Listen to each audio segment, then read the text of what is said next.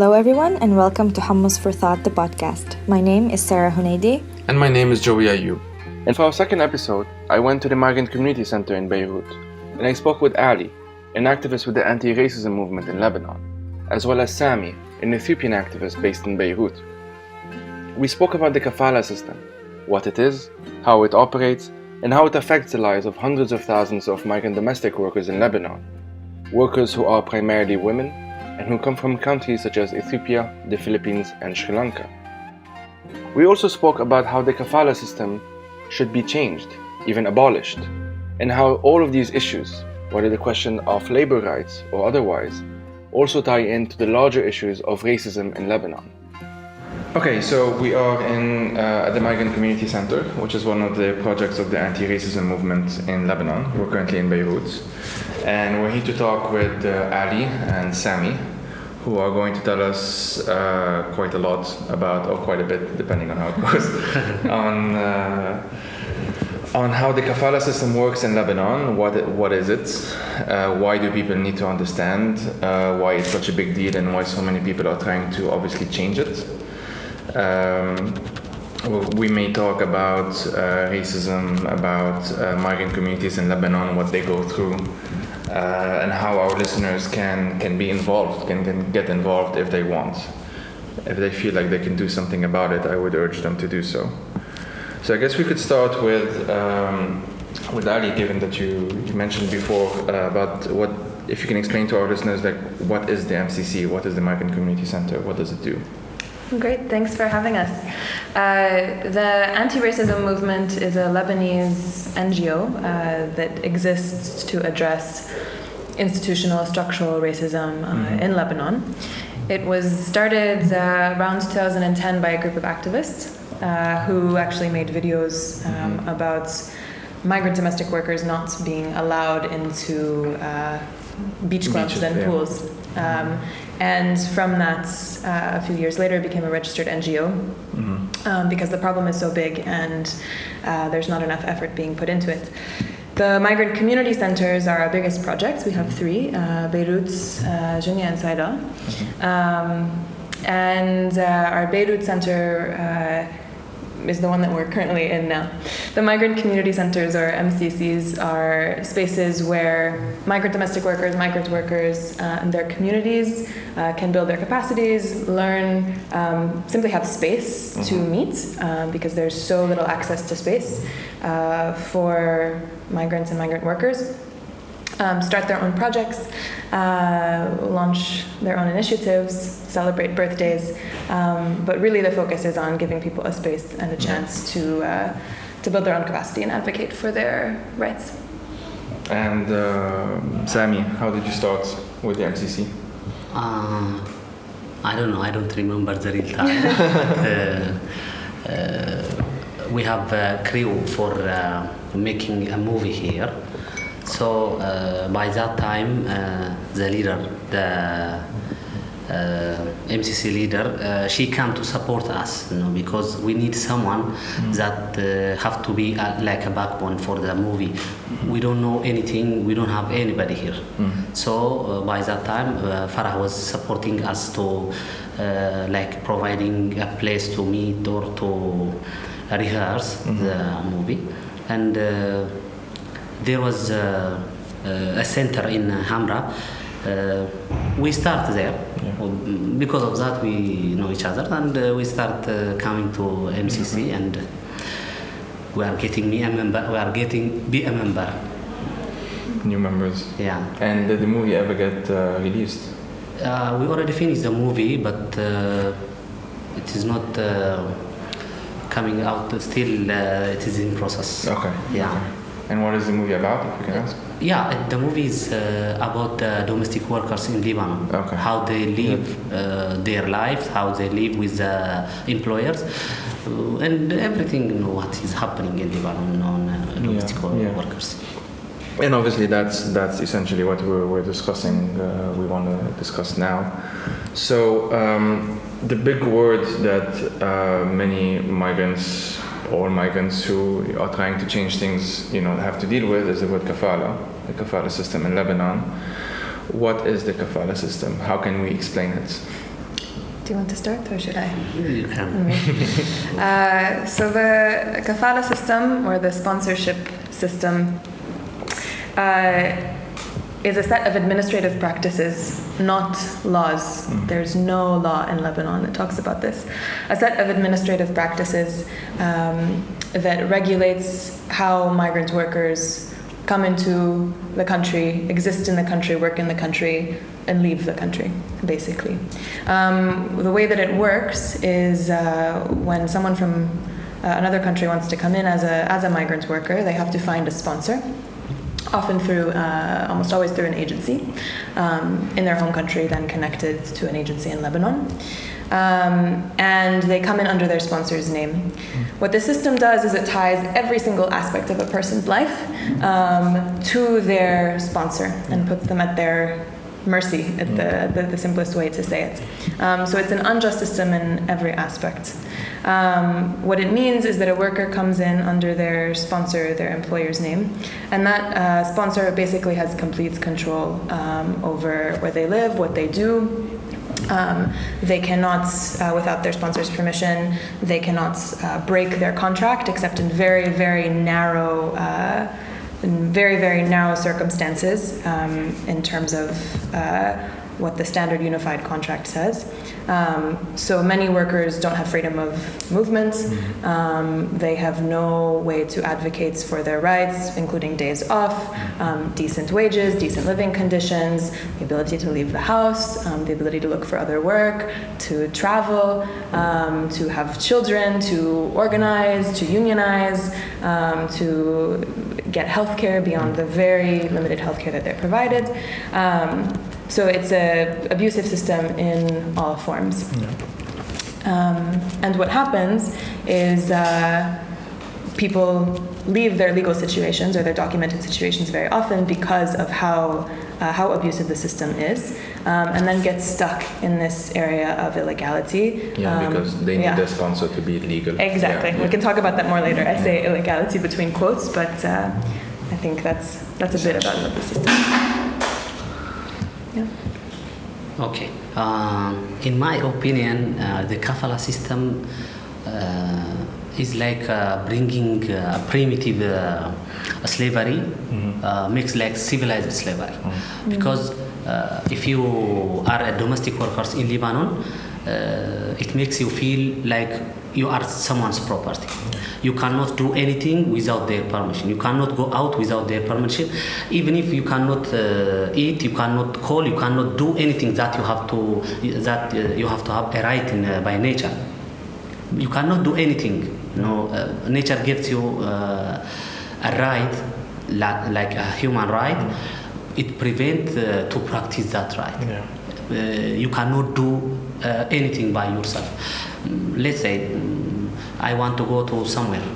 I have a resident permit, but when I go out from the house, I am afraid. If a policeman caught me on the street, he will ask me. Maybe I will answer him, but they will not listen. I have a right to go anywhere. It is a human right. If I am legal here, I have a right to go everywhere. If I am not a violent person. But here in Lebanon, you cannot do anything by yourself. You have to have a permission from your sponsor. Always make me that I am someone's property. But it's not happening on me. But I always seeing too many Ethiopians, migrant domestic workers in the house, outside the house, because I am the leader of a group, Ethiopians community group, Mesewat. Mesewat, yeah. Yes. In that group, people bring too many cases that related with the Kafala system. Even if they have a right, they cannot do. Let's say about the wage, or the food, the facilities that they are promised when they are here. Even there is a contract, but if there is a contract, you have to know what you are signing on. Yeah. But they will not. They didn't understand it because it is in Arabic and in They English. don't translate it. Yes, it's Yeah. not translated. Even they didn't explain them what is their right and what is they don't have to do. They just sign and go. So, just to speak about the contract a bit more, in 2009 there was the introduction of this standard unified contract, it's called. Yeah. And it sounds very nice, Yeah. right? It's Yes. supposed to be provided in every language, Yes. it's supposed to outline the workers' rights, etc., etc. It's almost never implemented. Yeah. A worker is lucky to get a contract even in Arabic. And even if the contracts were upheld, it's still very lacking. It still doesn't give workers basic human rights and basic freedoms, but it's mostly just a worthless piece of paper. Yeah, but no, in my opinion, even if there is a contract, if they implement that contract, if they are practicing that contract, maybe they will get some benefits, the domestic workers. Not more than in this situation, they just practice the contract, but nobody see it. Nobody implement that contract. That is a big problem. Yeah. They took them like they buy from a supermarket, something from a supermarket. Yeah, and in fact, it's a very well-known, it's a very common sight at airports. I mean, the only airport in Beirut to have a completely separate section for migrant workers who just arrive, and then they have to be there and wait for the sponsors to come. Yeah. And that's why, I mean, since we're talking about laws, that's why, if I'm not mistaken, one of the main demands of migrant activists especially is to be included in the labor laws, because as you said, Kafala is technically not a law, it's a system. It's just a system. Yeah, domestic workers are not included in Lebanese labor law, so that is a big demand. Again, the labor laws also need to be reformed, Of course. but it would be a very small and yet big step. Because the contract, even if you were to look at that as the strongest piece of paper, still doesn't guarantee things like maximum working hours, a day off, etc., etc. Yeah. And what it does is that, one of the main things that one of the main effects, I guess, of the kafala system is the vulnerability of people. As you said, like, it makes them completely dependent, essentially, on the wishes or on the good nature, on the ill nature of the kafil, of the sponsor. Yeah. And we heard, and you said that you were somewhat involved in the case of Shamila recently, and it's one of those stories that actually, as you said, you mentioned before as well, like, they're actually very common, but we just don't hear about them so much unless there's some video that was taken or some something that went viral online, and for some reason some people speak about it. If you can tell us more about that. Sure. So Shamila is a Kenyan migrant worker who now has been deported back to Kenya. We're recording this on a Friday. She was deported on Sunday. Yeah. Hi, Shamila. So Shamila and her friend, another Kenyan migrant worker, both women were walking down the street in Burj Hammoud in daylight. They were assaulted by an off-duty military officer. A mob gathered and joined the attack, so it was a mob attack. There's a video, there's about 2 minutes of the video that's very painful to watch.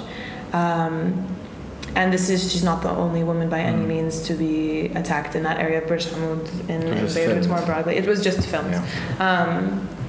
I think particularly black migrant women's bodies are very, very commonly seen as targets of verbal and physical harassment.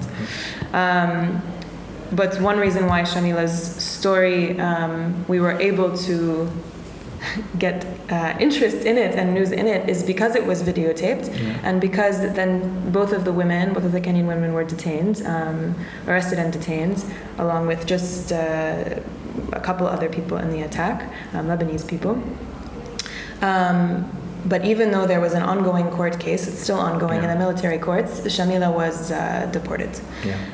So violating her rights to be present for her trial. So because that deportation order came out, we were able to kind of highlight the reality in Lebanon for migrant domestic workers and migrant workers, which is if your papers are not in order, and she had an issue with her papers, with her residency and work permits, because she had left her sponsor over a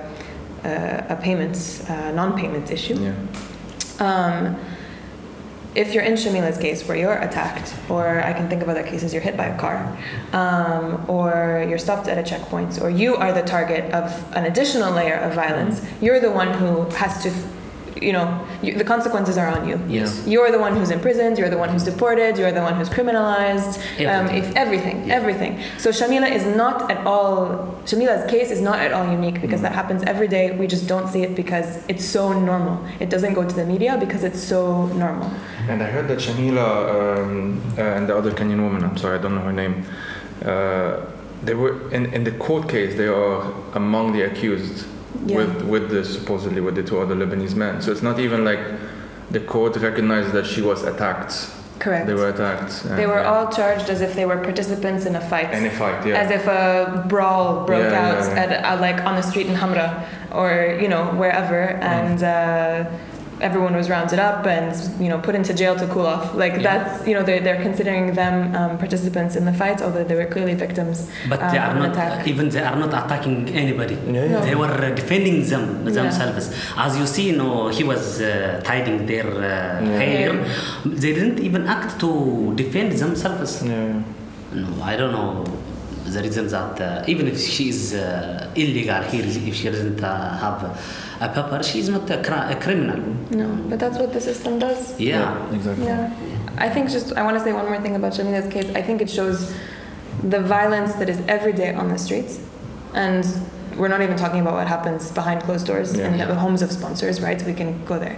It shows the violence on the street. It shows the violence and the discrimination of of general security, and the courts, and everything else about the government. I mean, there's so many layers of violence that are just the essence of the Kafala system, and this shows it in all aspects, in my opinion. Absolutely. Yeah, there is also one case. I'm related with because she is Ethiopian, so I am following every time if there is new information. I think it was viral on Facebook. Her name is Lensa. Yeah. But I think the government already says nobody post anything about Lensa. There is a rule, I think. Talks about Lensa, and we cannot post anything about Lensa like on Facebook. Order. They order something like that. But she is still in that house. In that house. They didn't even let her go out, and the Lebanese government didn't make her to be free to tell the truth, or to tell the people, or the people concerned to know about her. They didn't let her to be free. Since we're mentioning about Lensa, might as well she is still not there. Tell people what actually, who is she, what happened, what's her story? Her story, she was abused in that house because she cannot resist the abuse. She tried to run away from the house, but the door always locked, because the only way that she will run away with her friend is a balcony. And when she tried to jump, after she jumped, she broke her leg, both legs.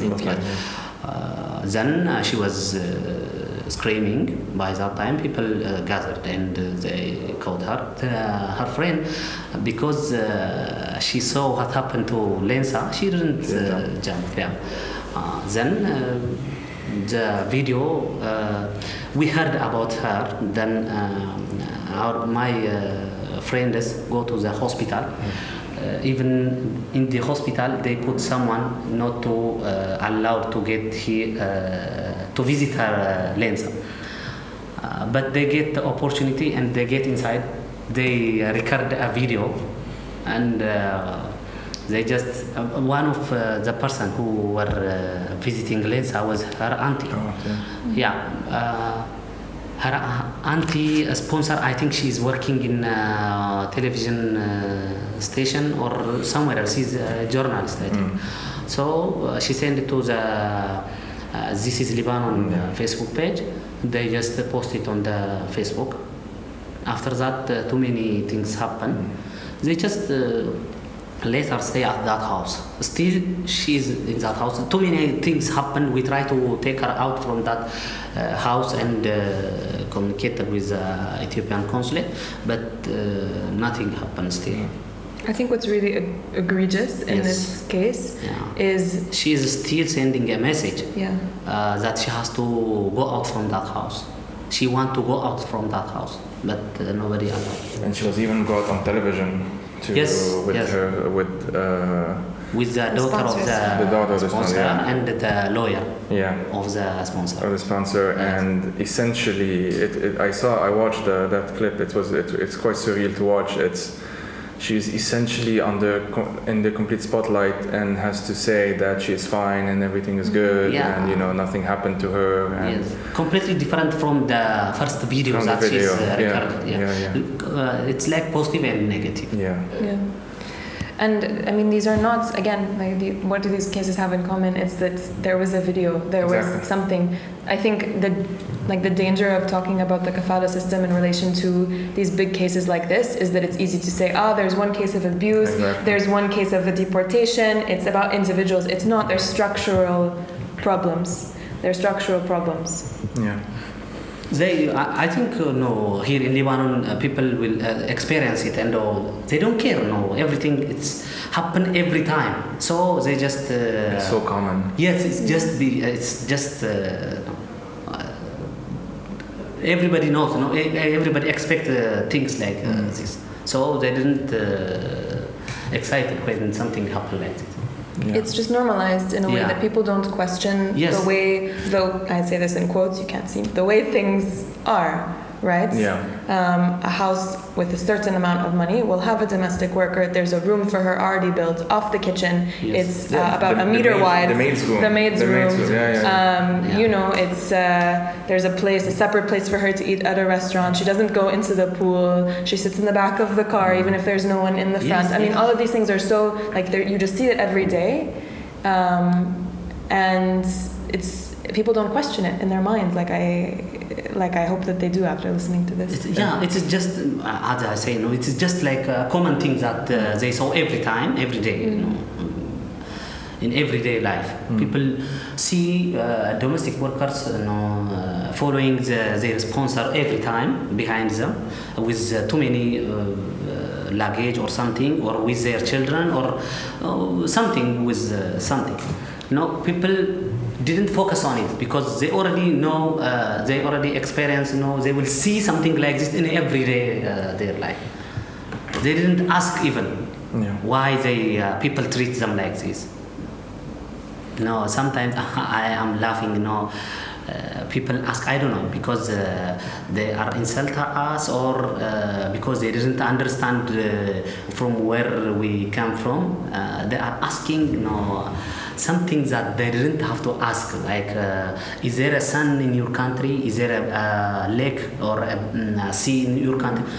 A question, like that. There are people asking a question like this. Absolutely. It's what's really amazing if we look at it from a macro level is that the Lebanese themselves, we are so used to traveling everywhere for work. It's such a common. There are more, as we say, there's more Lebanese outside of Lebanon than inside of Lebanon, and yet it's almost like we don't want to. I don't know what it is, but we don't want to understand. We don't want to ask ourselves questions as to how do we participate in the things that then we supposedly complain about. Obviously, we have it much better when we actually travel than the Kafala system here. But it's. I wanted to mention. You briefly mentioned in the beginning that the anti-racism movement started, and I remember this campaign of going to a number of private beaches. Yes. And you filmed, if I remember well, essentially them not allowing.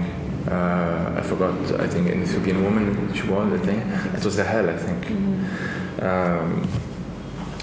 If you can tell us a bit. Yeah, I wasn't there at the time. Yeah. So edit this part. Yeah. But before the anti-racism movement was an entity, was a thing, a group of feminist activists in collaboration with migrant domestic worker activists, and I think that's important to say about ARM and MCC, is that's really our core, right?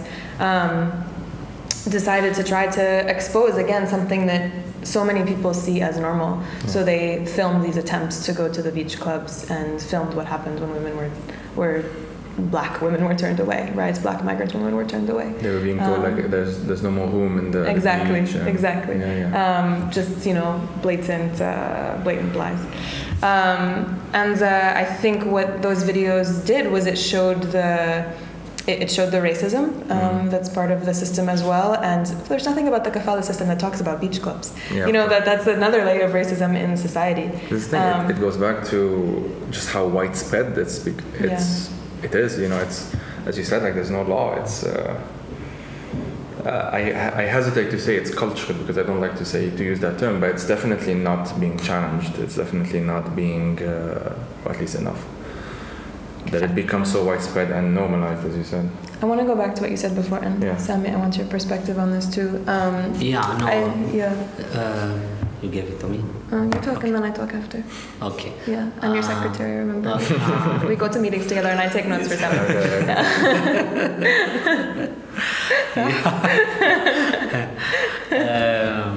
We are making some documentary with someone that come from Melbourne University. She's a doctor. Her name is, I just forget it. She's an Indian woman. She's researching in domestic workers. So she's trying to understand what is health care here in Lebanon for domestic workers and how they live, in the society. So by that time, I was recording my camera. And when she tell us, one of the women, she married an Egyptian man. And she has 2 sons from him. So once they go to piscine, they try to get into that. I think it's a hotel in Beirut. Yeah. Okay. I think it is a hotel or something. It has a piscine. So on the entrance, they let the husband and they let them in the 2 children and they stop her. When he asks them why you didn't let her get in, they told it's not allowed to let in the domestic workers. They assumed she was a domestic worker. Yes. No, they didn't even ask him who is she. They just assumed. Yes, he was making a problem on the door, on the entrance. They are fighting. I don't know what happened at the end. The administrator of the hotel comes and he apologized for what happened at that entrance. They let her in. And they only apologized because they found out she's Australian. Yeah. I would assume. And probably because a man said you made a mistake. Yeah. Right? Yeah. But always, let's say, if it is a hotel, always accusing the man who makes the problem on the door. But they have to accuse the system, not only the man. Exactly. Because they didn't tell them to, if they didn't tell them to stop the domestic workers or the colored people or the other than Lebanese or some white people, they will not stop. Exactly. They will let them in. Let's say Hamra. If you go Hamra, we can go anywhere. We can get in every restaurant, or everywhere in Hamra. Nobody will ask you. But if you go to the Juni or somewhere else, if you go to somewhere, migrant domestic workers is not that much populated, they will ask you. Even in my opinion, I don't like to go restaurant or cafe or something. Because I'm not relaxed, someone when he want to go to a hotel or somewhere else to relax or to chill, he will not think that something happens at that place. Let's say I'm going to drink a coffee or a tea somewhere, but everybody is watching you. They will not let you to be relaxed. Why they are watching me? I'm not that much different. I don't have a difference, except my car. Yeah. But you're out of the context that you're Yes. supposed to, Yes, again, quotes, you're supposed to be in. There are shops, clothes shops. When we get in from the entrance, they are telling us we cannot afford what they are selling in that house. Maybe the maximum amount for that the clothes in their house is $100. But how can we cannot afford the $100 clothes? They will not let us get it. Yeah. By that time, I will be angry and I will insult them. I will use some bad words. It's not up to me, but they make me to do that. Yeah, I know. I think to go back to your question of why it is how it is, which is I don't have a perfect answer. Yeah. But There's no perfect yeah, answer. but I think people just we don't know exactly, but there's at least 300,000 migrant domestic workers in Lebanon, women from across Africa, across Asia, right? They're the reason the country functions. Exactly. Their labor is the reason that the country functions, and it's so devalued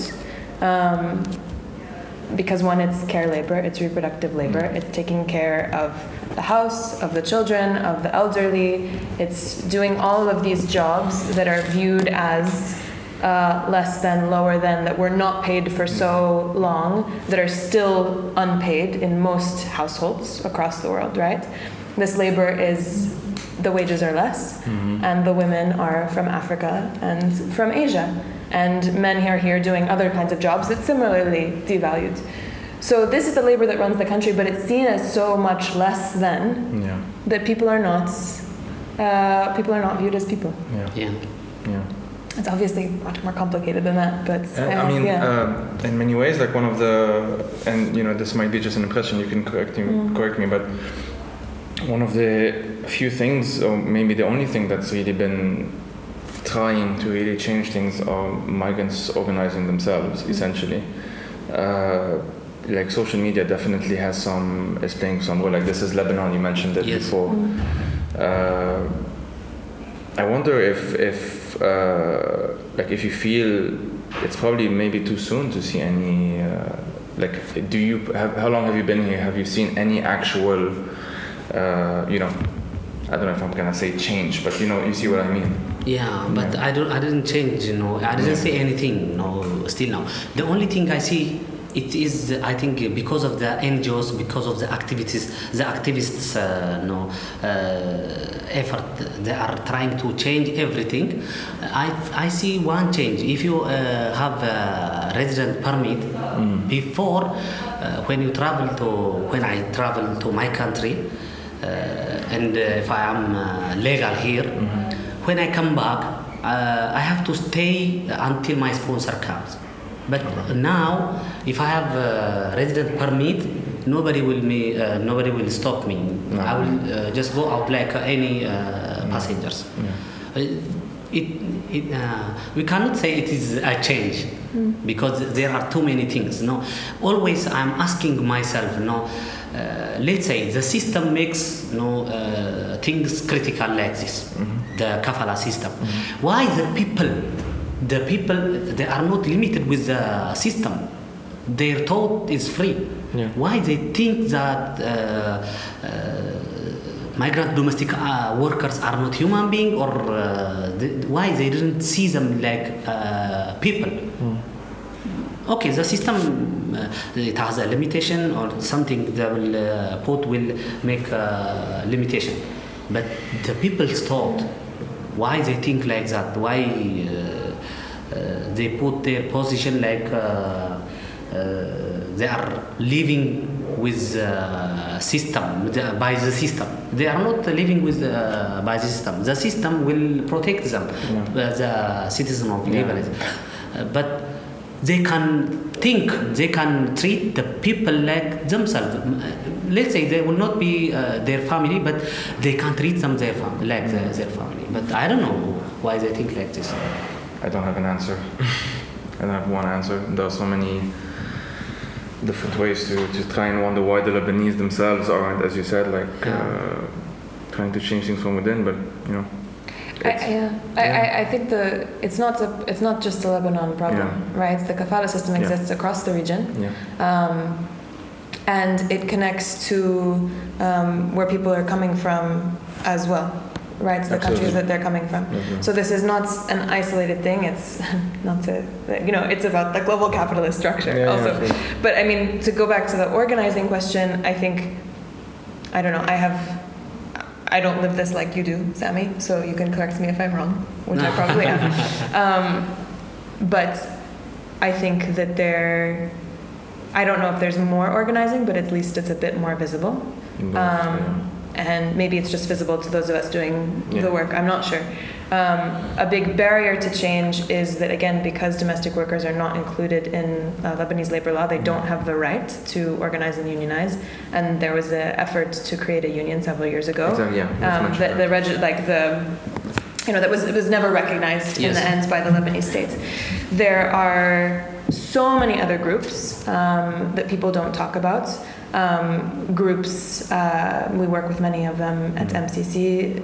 Sami and Mesewat are a fantastic example of... How many people are in Mesewat? Hundreds. Now we are something like 200 or something. Okay. Yeah, before we were too many, but most of the people go to Ethiopia. Okay. But, I mean, you should talk about the work of Mesewat, not me, but what I see from Mesewat and other groups is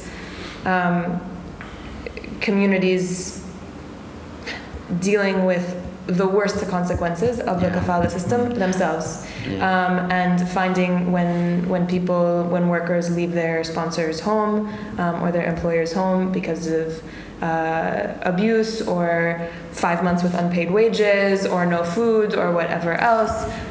It's the migrant worker-led groups that do the most frontline work. I mean, the NGOs get a lot of credit, but I think the organizing done by migrant worker-led groups is responsible for 90% of this work minimum. And where we have seen success, and I'm looking more at other countries to be honest, but where we've seen success in demanding better standards, not complete reform or abolishment of the Kafala system, but better standards, is where organizing movements in countries of origin where people are coming from are demanding change, as well as groups in the countries where people are working. It's like both. Both. Like the Philippines, it's very known in Lebanon that Filipino workers get a higher wage. Why? Because their embassy is stronger. Yes. Why is their embassy stronger? Because there's so many, they call them overseas workers. There's so many overseas workers in the Philippines that have organized in the Philippines and other countries and have said, no, we deserve better. We have human rights. Yes. It's still, people use that example and then are like, the Filipinos are fine. They're not fine. No, there's still terrible conditions. But that is what I see growing a bit more of these cross-border conversations. But it's still like, that's not the only solution to this, right? No, as long as the system exists, it's not going to be fixed. In fact, if I'm not mistaken, the government has successfully in many ways repressed attempts to unionize. Sujana and Rose were deported at the end of 2016, I think, as one example, because they were involved, if I'm not mistaken, again with we're trying to set up this union of migrant workers, and it was not allowed despite the fact that they met all of the legal criteria to set up a union. There's Lebanese people, of course. Of course, that was not the reason that they were deported on paper. And that's what we see again and again, right? The General Security has also deported women with children. That was documented quite well as well. But that's not the reason on paper. It's because of an issue with the papers or because you're employed in a different capacity than your visa says, which could simply mean that you work and cleaning another house for 2 hours on the side, or you don't live with your sponsor. I mean, all of these things. But with Sujana and Rose, everyone knows why they were deported, but that's not what was written. Yeah. They are preventing the country picture. Yes. Yes, the only thing they are doing it is because, but they cannot, because by this time the social network, it's like a television or something, more than television. People will get information within a fraction of seconds. Yeah. So people talk about Lebanon, and the people around the world will listen and see what is happening here. But they are trying to cover what is happening in Lebanon. As you mentioned before, here before there was no a community or a group or something like that, to protect each other, to support or to help each other. But have a space. There is no, even the law will not allow you to create something like that, a group or a community without permission of or a supporting of your consulate or embassy or something like that. That's why we are gathering under MCC, anti-racism movement. Now we are not even they have to come to Mesewat. If they get the opportunity, they have to make a little group in their surrounding, wherever they are, to support each other and to do something for others. Otherwise, we cannot survive. By this situation, the Ethiopian government says it is closed to come to Lebanon, but there is a direct flight from Ethiopia to Lebanon.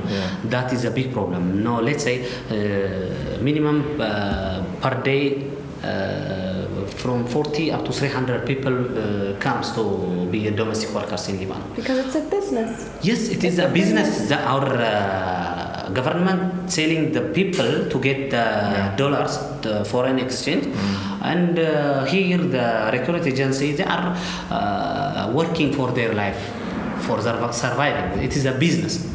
But in the middle, people are disappearing. We don't know where they are going. Let's say there are houses asking to get domestic workers. But how many people have domestic workers in their house? We are too much. According to the population, the domestic workers are too much. Let's say in one house 2-3 domestic workers. No, everybody have one domestic worker in their house. But the other, where are they go? We are asking this, but nobody answer. So the only way that we support ourselves is working with NGOs that we are working like now. The activists in NGOs, they are I don't know, they are talking like everything is happen on themselves.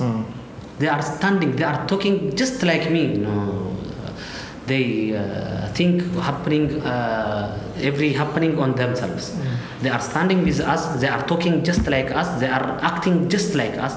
Because of that, people are gathering and making something that for supporting each other, and it is gradually developing. People are willing to make a group or take a community, but still we have a problem in Ethiopian community.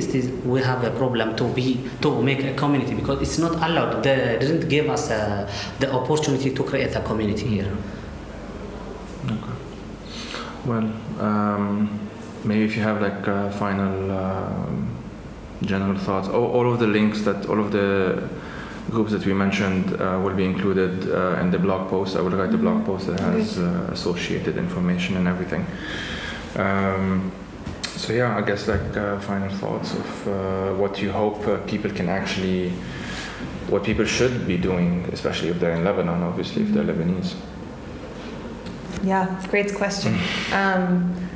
I'll answer it in two ways. The first, I think, is how we think about the problem. And the second is what you can do, because we want to end on a take action note. I think in how we think about the problem, what I've seen sometimes when I talk to my friends about this who don't work at MCC, or don't work in a similar space is they hear these stories. They see Shamila, they see Lensa in the media. Maybe they heard screams from someone's neighbor's house, and they think, okay, all right, I know the kafala system is bad.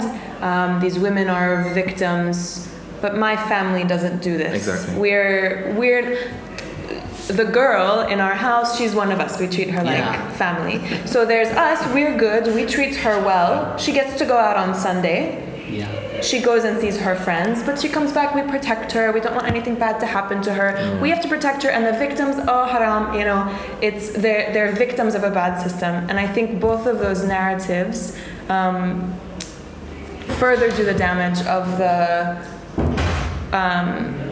the kafala system, of the government, in that they still don't see migrant domestic workers and migrant workers as people, right? You're a victim, or you're the girl in our house who we have to protect. And that's not the reality. People are organizing, people have their communities, people have families, people have goals, people have families back home. I mean, like, it's so silly to kind of repeat this list, but I feel like it needs to be said. So I worry that people hear this, people hear about violations, and then they think, victim and not me. And I would encourage people listening to think about the things that you do every day, that you see every day, that maybe you don't do, but your aunt or your teta or somebody does. We were talking about this before. If you have a domestic worker in your house, does she sit in the back of the car? Does she eat with you? Where does she sleep? Does your employer regulate where you sleep? Does your employer give you one day off or more? Does your employer care what you do when you're done with your work, or is it your own business? Does your employer regulate when you call your family? Does your employer understand that you have your own interests and leisure time? I mean, all of these things. Does your employer just call you the girl? Think about how your own work conditions, and then how you're treating somebody who is your employee. Rant over. Second, how you can get engaged. Sami can also, or how you can take action, I guess. Besides having these difficult conversations with your friends and your family, if you're interested in hanging out with us at ARM or MCC or Mesewat or other groups, we always take volunteers. We have free classes for our members, language classes, capacity building, about a whole range of things. Fun activities like dance or video editing, or how to make a radio project. If you want to volunteer your time and you want the experience to learn directly from people, I think our volunteers probably learn more than they teach. You're welcome to connect with us, and you'll have our contact details below. You can, of course, donate on our website, and donations go to our center's daily activities and also to case management work. And you can share as much as possible. And what else should people do? I hope things always happen in here. We are talking always about Lebanon, so people have to listen. We are talking about their country. What is happening in this country, it is their responsibility. They have to keep their country's name. They have to be jealous if someone mentions their country in a bad way. So migrant domestic workers are just like other people, so they don't need anything too much. They want just treated like them, like a human being. They have to practice the contract. They have to see what is saying the contract. If they are working with the contract with the domestic workers, nothing will happen. So in my opinion, it is their country. I know our Ethiopians, domestic workers, have problems. We have too many problems, but if they treat them like a human being, they will not be that much mad. So they have to keep their country's name, as it is, keep it good way. It is their responsibility. They don't have to expect from the neighbor or expect from the other people. They have to start respecting their country. They have to respect. They have to take a measure for the responsibility for them. No, that's very well said. Can I just add one thing as well? You're jealous, no? Jealous? Yes. Why am I jealous? Because you are going to add something after I'll give you the last word. Don't worry. I missed something before. I'm sorry, Sami. I'm just gonna stop talking. I think what I talked about and what you talked about, I think are both things that I hope people do. Mm-hmm. But I think also I hope people take a step more, which is to look at the system as a whole. Mm-hmm. And if people are interested in getting involved in an activist way, in an action way, to try as much as possible to follow the demands of migrant worker groups themselves, right? And to do the kind of work that is not as sexy. Mm-hmm. But if we're having a protest, to take care of the kids so that their parents can go out on the street. If you're interested in having these kind of conversations, this is also something that our volunteers at MCC and ARM do. But I think if we had more solidarity actions like that, it would also allow people who are most affected to have more time and more space and more resources to be leading this. Okay, thank you both so much for this. Thank you. Thank you all for listening to Hummus for Thought, the podcast. You can follow us on Twitter at Hummus Podcast, that's HUMMUS Podcast, and you can find the associated blog post for each episode at hummusforthought.com/podcast. You can also support us on Patreon at patreon.com/hummusforthought, and this will also go to help maintaining hummusforthought.com, the wider blog. A big thank you to Ibrahim Youssef for the sound, as well as Azza Al-Masri for the design. The music of this podcast is courtesy of Tarabit. Be sure to check them out on their SoundCloud page, and I will link to their SoundCloud page on our website. In our next episode, we will be talking about Samira Al-Khalil's diaries under siege. Samira is an activist and an aid worker who was based in Ghouta during the siege and who had witnessed the chemical massacre that took place in the summer of 2013. This will be a part of the ongoing campaign to find out what has happened to Samira and her other 3 friends who were kidnapped shortly after the massacre. They are known as the Duma 4. Stay tuned.